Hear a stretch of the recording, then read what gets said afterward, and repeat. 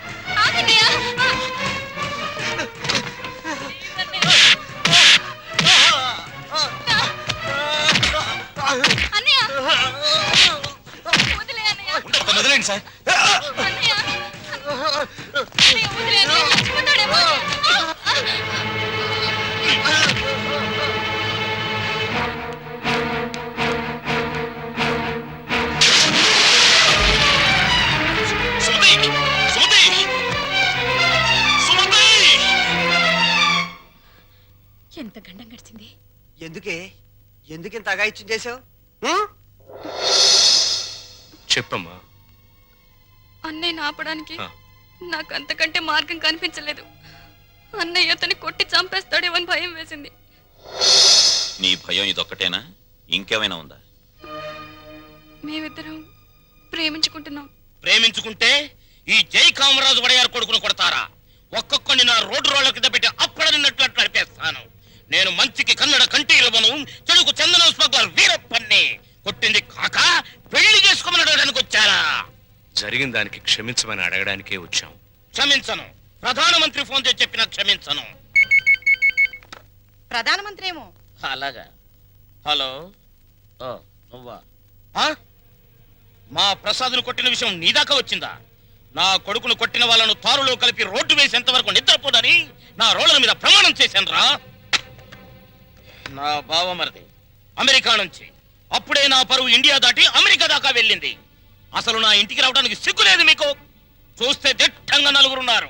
మీరు ఎవరు నా కొడుకును కొట్టింది చెప్పండి. నేనే కొట్టాను. నా కొడుకుని 10 మందిలో కొడతావా? పరువు లేని కుటుంబంలోని మనిషి కాబట్టి పశువులా ప్రవర్తించావు. మగవాడ నాకు చెయ్యి వేస్తాడు. వేస్తే నీ చెల్లెలు ఎందుకు ఊరుకుంది? ప్రేమించింది కాబట్టి ఊరుకుంది. చిచ్చే, వంశాన్ని బట్టి ఆలోచనలు, ఆలోచనలు బట్టి బుద్ధులు. ఆడపిల్లను పెంచుకోవడం చేతగాక ఊరు మీద వదిలిపెట్టిన మీ కుటుంబం బతుకు ఎలాంటిదో. కప్పు కొడుతుంది. బయటికి వెళ్ళండి నాయన, ఇల్లంతా కడిగించుకోవాలి. వెళ్ళండి. మా అమ్మ మళ్ళీ చచ్చిపోయింది. మా అమ్మ ఫోటో బద్దలు కొడతావా నిన్ను? ఎందుకంత కోపం వచ్చింది? మా అమ్మ ఫోటో పగల కొడితే నాకు కోపం, పక్కింటోడు కోపం వస్తుందా? ఆ ఫోటోకి ప్రాణం లేదుగా. అయినా అదంటే నాకు ప్రాణం. ఎప్పుడో చచ్చిపోయిన మీ అమ్మ ఫోటో పగలగొడితేనే మీకింత ఉలుకొచ్చిందే. ప్రాణానికి ప్రాణమైన నా చెల్లెల మీద చేయి పడితే నా రక్తం ఉడికిపోదా? అదే ఆడదాన్ని గౌరవించడం చేతకాని మనిషివి అమ్మ ఫోటో మాత్రం పెట్టావు. ఇందాకేమన్నారు? మగాడన్నాక ఆడపిల్ల మీద చెయ్యేడా అని అన్నారు కదా. నేను ఇప్పుడు మీ పెళ్ళ మీద చెయ్యేస్తాను. మగాడే కదా, పోలే మీరు ఊరుకుంటారా? రంగా, అమ్మా క్షమించమ్మా. అంతేనమ్మా, అంతే. దోపిడీలు చేసేవాళ్ళు, మద్దతులు చేసేవాళ్ళు, మానభంగాలు చేసేవాళ్ళు దర్జాగా తలెత్తుకు బతుకుతున్నారు. కానీ ఆడపిల్లలు కన్నవాళ్ళు మాత్రం తలెత్తుకు బతకలేకపోతున్నారు. అదండి ప్రపంచం. వస్తాం సార్, వస్తాం. ఇందాక మిల్లు కడుక్కోవాలన్నారుగా, మర్చిపోకుండా ఫినాయిల్ తో కడుక్కోండి. వదన్నా. అమ్మా, నీకో శుభవార్తే. నీ మనవడికి రఘురామయ్య గారి అమ్మాయితో పెళ్లి కుదిరింది. అవును, ఈ రఘురామయ్య గారే. ఓకేను.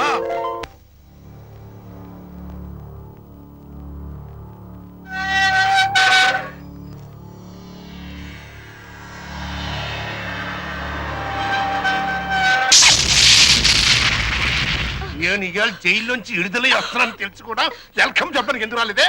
నాకు ఇక్కడ బోర్డు హోంవర్క్ ఉంది. నువ్వు హోంవర్క్ చేయటం ఏంటి? ఎగతాళిగా మాట్లాడుకో. ఆ రఘురామయ్య గారింటికి మన కూతురు కోడలుగా పంపడానికి ఇక్కడ నేను ఎన్ని తంటాలు పడుతున్నానో నీకేం తెలుసు? నా గర్భశత్రు ఇంటికి నా కూతుని కోడలుగా పంపిస్తావా? మన జీవితానికి విలన్ అనుకున్న వాడింటికి నాగుపావుని వదిలావనుకో, ఊహించుకో.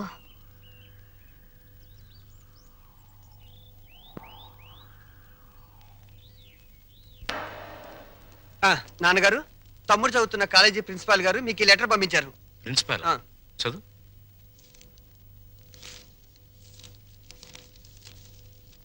గౌరవనీయులైన రఘురామయ్య గారికి నమస్కారములు.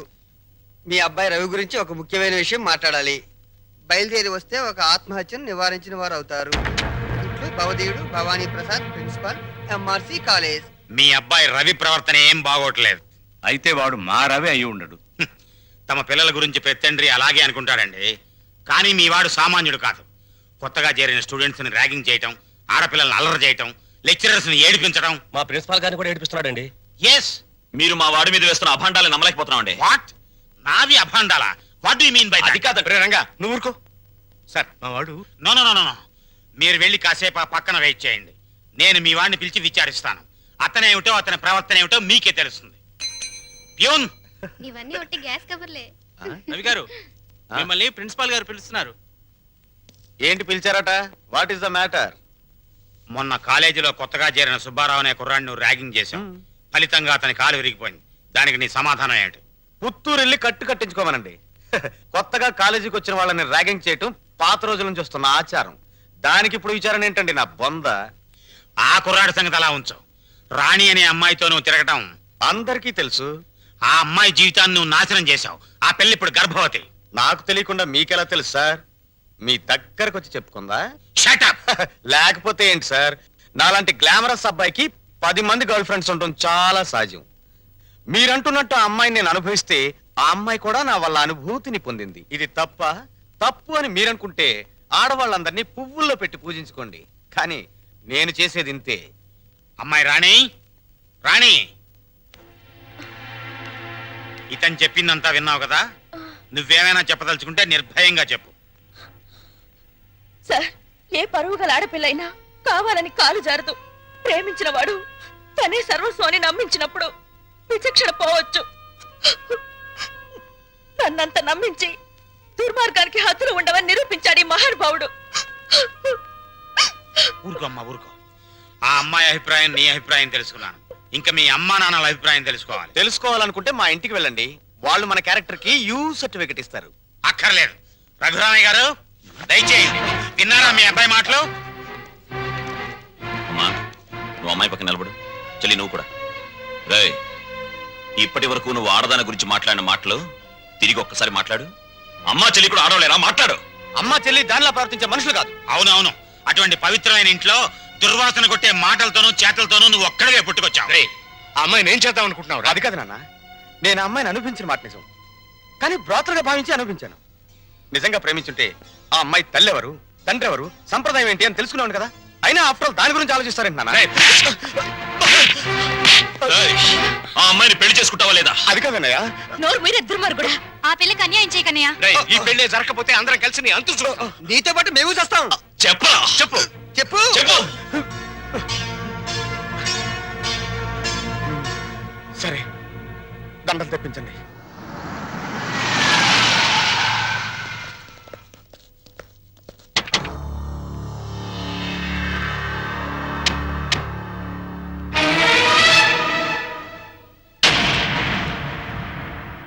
బావా బావా, బాగున్నావా? ఇంకా బాగోలే. ఆ పిల్లరా నీ కొత్త కోళ్ళం? ఆ పిల్ల ఎవరు కనుక్కో చూద్దాం. నీ వేలు విడవని మేనకోళ్ళం అంటే నీ సొంత చెల్లెలు సవితికి కూతురు. ఈ నా కీపే నీ కొత్త కోడలకి జన్మభూమి. నీకు గుర్తుందా? అప్పుడప్పుడప్పుడప్పుడు నా ముఖం మీద నా కొడుకు చేత తుపుక్కు నువ్వే ఇచ్చావు. ఇప్పుడు నీకు గుర్తొచ్చి ఉంటుందిలే. ఆ ఉమ్ము అప్పుడే తుడుచుకుంటే పోయింది. కానీ ఇప్పుడు నీ మొహం మీద పడబోయే ఉమ్ము లైఫ్ బాయ్ సబ్బుతో తోముకున్నా లైఫ్ లాంగ్ సరిగిపోకుండా పర్మనెంట్ గా ఫిక్స్ అయిపోద్ది. అరవబకరా నా కొడక. పైకి లేకుండానే మీ ఫ్యామిలీ అఫేర్ అంతా ఊరంతా తెలిసిపోద్ది. చూడు, ఇయాల నుంచి నా కూతురు జెండా మీ ఇంటి మీద ఎగురుతా ఉంటుందన్నమాట. ఎప్పుడు ఎగరటం మానేస్తాం అప్పుడు జెండా ఎత్తేస్తాం. ఈ గవర్నమెంట్ కూలిపోద్ది. బావా, గడ్డిని తగలబెడటానికి పెద్ద దివిటి అక్కర్లా, చిన్న అగ్గిపుల్ల చాలు. ఆ అగ్గిపుల్లే నీ కోడలు నా కూతురు అన్నమాట. ఈ రోజు నుంచి ది ఎండ్ కార్డు పడేంత వరకు నా డైరెక్షన్ లో ఇవ్వబోయే కొత్త ట్విస్ట్ అన్నమాట. వచ్చిన పని అయిపోయింది, ఇంకొస్తా అన్నట్టు డాక్టర్. ఏం డాడీ? నా సన్ ఇన్ లాని లాక్రవే ఆశీర్వాదం తీసుకుని కానీ.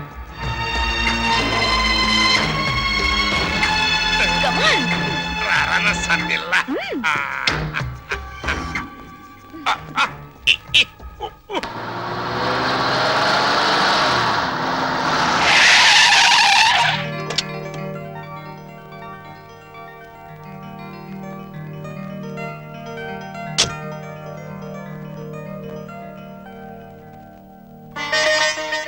మరి నా ఆడపడుచు లాంఛనమో?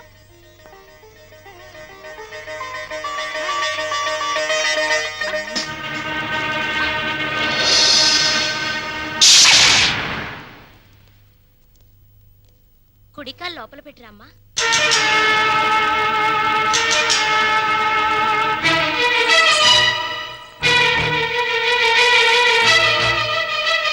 కాదు, కుడికాలు.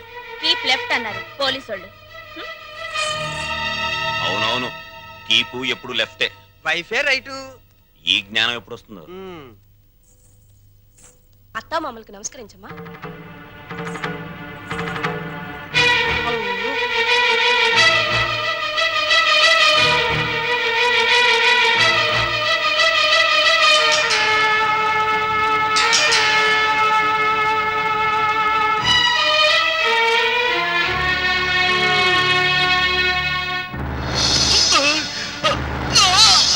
రేయ్, నీకు ఈ ఇంట్లో ఎవరు అన్యాయం చేశారని మా అందరికి ఇంత ద్రోహం చేశావురా?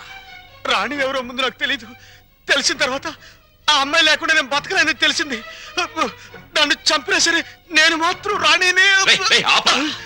నువ్వు ఈ ఇంట్లో ఎందరినో ఏడిపించాల్సిన డ్యూటీ బోలెడు ఎంత ఉంది. ఏడుపుని ఇక్కడ వేసి చేయకు, వెళ్ళు. అది కదండి. ఈ గొలుసు పెట్టుకో. ఎలాగో గదిలోకి వెళ్ళగానే విప్పదీసేదేగా, అంత మాత్రానికి ఇంత బరువు పట్టుచీర ఎందుకండి? ఏ శుభకార్యమైనా సాంప్రదాయ సిద్ధంగా జరిగితే అది మాకు ముందే జరిగిపోయిందిగా. గడ్డిని తగలబెడటానికి పెద్ద దివిటి అక్కర్లా, చిన్న అగ్గిపుల్ల చాలు. ఆ అగ్గిపుల్లే నీ కోడలు నా కూతురు అన్నమాట.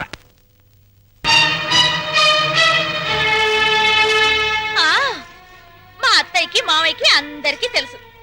ఆ వీక్ పాయింట్ లీక్ అయ్యాకే నన్ను ఆయనకి తగిలించారు. ఫోన్లేండి, పెళ్లికి ముందు ఏం జరిగినా పెళ్ళయ్యాక ఈ తంతు తప్పదంటే మీకోసం కాసేపు కప్పుకుంటాను.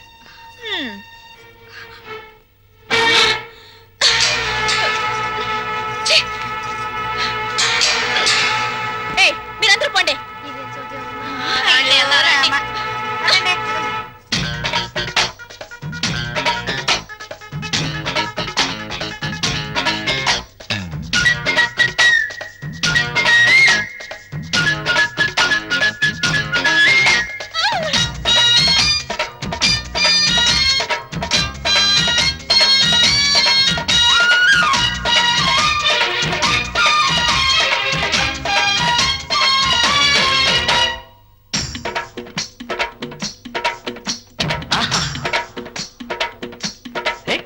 పదవిన రోలరు రథమా, పదవిన రోలరు రథమా, లారి లారి లారి లారి లారి లారి లారి లారి లారి లారి లాల రథమా.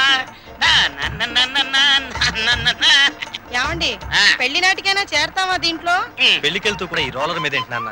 ఎంచక్క కారులో వెళ్ళొచ్చు కదా. ఓరి యదవా, ఇది అచ్చొచ్చిన రోలరు. 30 ఏళ్ల క్రితం మీ అమ్మని తగిలించుకోవడానికి విజయవాడ నుండి శ్రీకాకుళం వరకు ఈ రోలర్ మీదే వెళ్ళానురా. వచ్చారులేండి, ముహూర్తం అయిపోయిన 3 నెలలకు వచ్చారు. ఆ ముహూర్తానికి మా అక్కకు పెళ్ళైపోయి నేను బుక్ అయిపోయాను. సెటప్ అయిపో. నన్నేమనంటే అప్పుడం అయిపోతావే అన్నవరనుకుంటున్నావే. జై కామరాజు వడయార్ అంటే మైసూర్ రాజేష్ ఆఖరి వంశం అన్నమాట. ఆ తాతలంతా ఏనుగులు ఎక్కారే. ఏనుగులు అయితే మేత బొక్కని ఏనుగుల మేసిన నీ రోలర్ మెయింటైన్ చేస్తున్నాను. పిచ్చిదానా. రోలర్ రథ.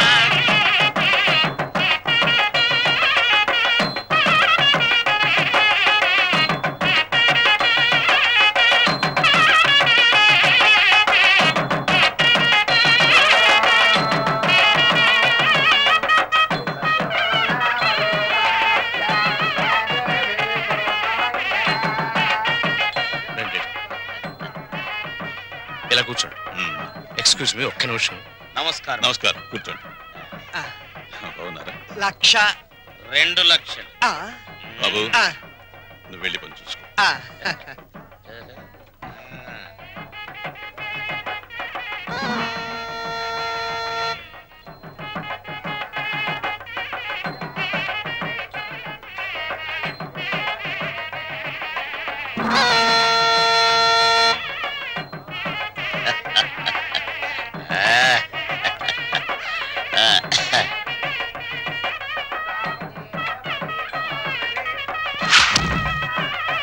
తీసుకోండి.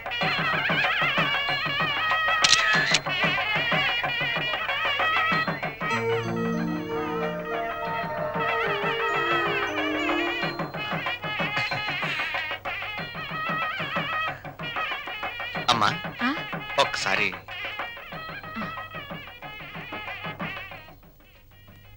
ఏయ్, అరే లేమ్మా, ఏమిటి ఏమిట్రా ఇది? అమ్మా నాన్నల మాట విని చెడ్డగా ప్రవర్తించాను. నన్ను క్షమించండి అత్తయ్య. బుద్ధి వచ్చింది. బాగా బుద్ధి వచ్చిందా? నువ్వు ఊరుకోరా, అవే మాటలమ్మా. ఏదో చిన్నతనం, నిన్నంత మాత్రం అర్థం చేసుకోలేనా? పిచ్చి పిల్ల, లోపలికి వెళ్ళదానరా.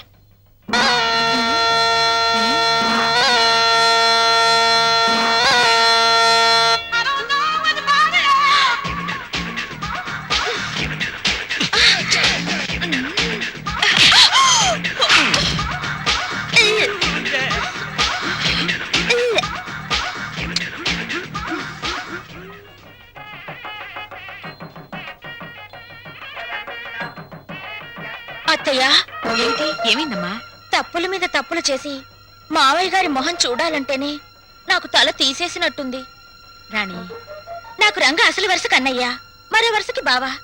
ఇప్పుడు ఆయన ఏమని పిలవాలి? రంగా అని పిలువమ్మా. ఆహా,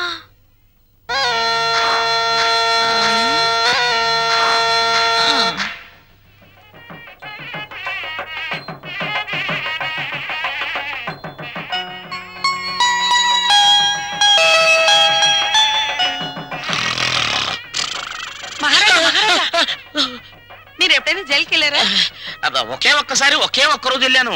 అది నా రోలర్ కింద పంది పిల్ల పడితే. అక్కడ కోడికల కొండలరావుని చూసారా? ఆయన ఎవరు? నా మొగుడు. ఆ ఈ చాలు గాని ఇంకా చూసుకోండి. ఏంటది? పెళ్ళి.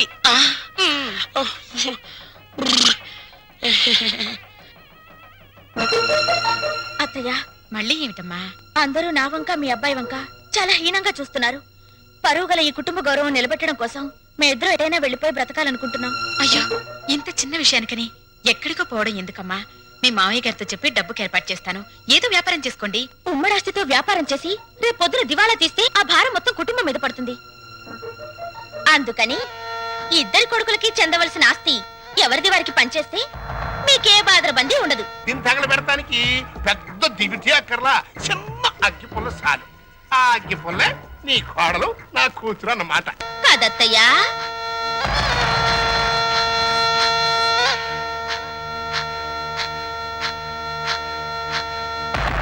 ఈ కొడుకులిద్దరూ దేవాలయంలో గబ్బిలాయిలన్నమాట.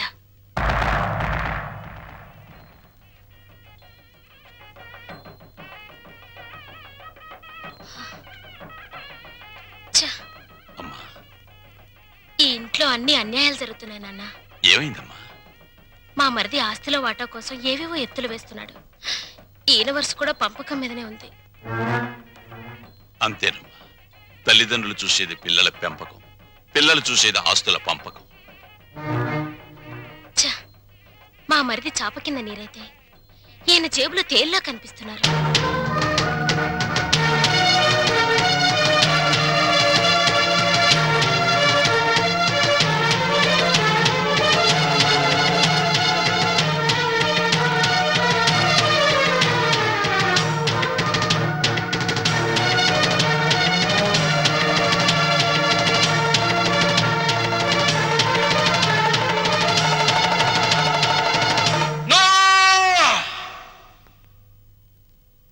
ఏమయ్యా రఘురామయ్య, మీసాలొచ్చాక కొడుకుల్ని దూరంగా ఉంచాలి, పెళ్ళాలొచ్చాక అంటరాని వాళ్ళుగా చూడాలి. అది చేతకాక నా కొడుకులు, నా బిడ్డలు, నా సంతానం అని పట్టు కూర్చుంటే వాళ్ళు మాత్రం ఎంతకాలం ఊరుకోగలరయ్యా? ఆ? పాపం అమాయకులు కాబట్టి, పెళ్ళాల పైట చెంగుల్ని పాము పడగలనుకుని భయపడే పసిపిల్లలు కాబట్టి ఇన్నాళ్ళు ఆగారు. ఇప్పుడు అడుగుతున్నారు. అడిగితే కాదనడానికి నువ్వెవరివయ్యా? పంచు ఆస్తుల్ని. రంగా, నువ్వు కూడా. పెద్దోడు చిన్నోడు చెప్పిందే కరెక్ట్ అంటున్నాను. చెప్పింది చేసి నీ పెద్దరికం కాపాడుకో. రే రంగా, నువ్వు వాళ్ళతో చేరి నన్ను వెన్నుపోటు పొడుస్తావురా? పెద్ద వాళ్ళకి తప్పట్లేదు వెన్నుపోట్లు, నువ్వెంత? ఇప్పుడు నువ్వు ఆస్తి పంచకపోతే రేపు నీ కొడుకుల మాటల పోట్లు, కోడల చేతి పోట్లు, కోర్టుల నోటీస్ పోట్లు, పోట్లు అన్ని పోట్లే, జాగ్రత్త. రంగా, అందరూ ఒకటిగా కలుసున్నప్పుడు ఆస్తి పంపకాలు ఎందుకురా? అమ్మా, ఈ చేతి వేళ్లున్నాయి. ఇవి అన్నం కలుపుకోవడానికి, తినడానికి, కడుక్కోవడానికి కలిసి ఉంటాయి. తిన్నాక వేటికవే నీకు నువ్వే నాకు నేనే అని మళ్ళీ దూరం అవుతాయి. నీ శరీరంలోని భాగాలే ఒకటిగా ఉండనప్పుడు నీ కడుపులో పుట్టిన బిడ్డలు మాత్రం ఒకటిగా ఎలా ఉంటారు? ఎందుకు ఉండాలి? రంగా, ఎందుకురా అందరూ కలిసి ఆయన్ని చిత్రహింస చేస్తున్నారు? అమ్మా, చిన్న కొడవలు ఆపేసి భోజనానికి రండి. ఏ విషయం తేలేదాకా మేమెవరం భోజనాలు చెయ్యం. రండి.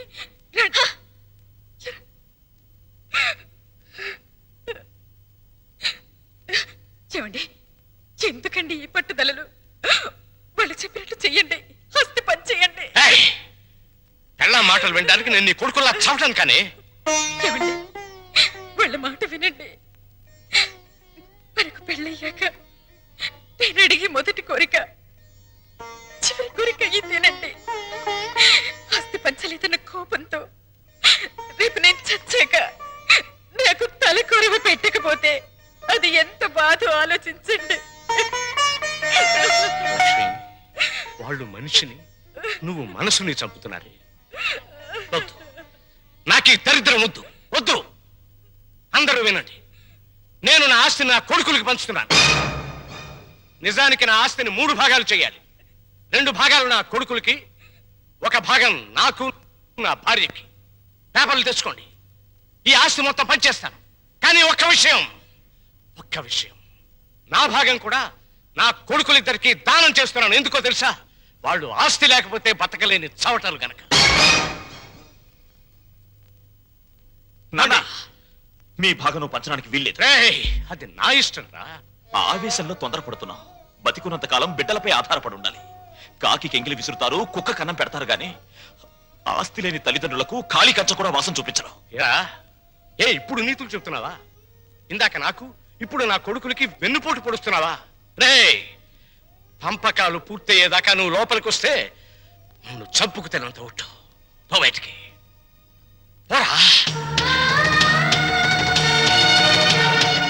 పోతాను నాన్న, పోతాను. కానీ నేనేం చెప్పాను, ఎందుకు చెప్పానో కాస్త ఆలోచించుకో.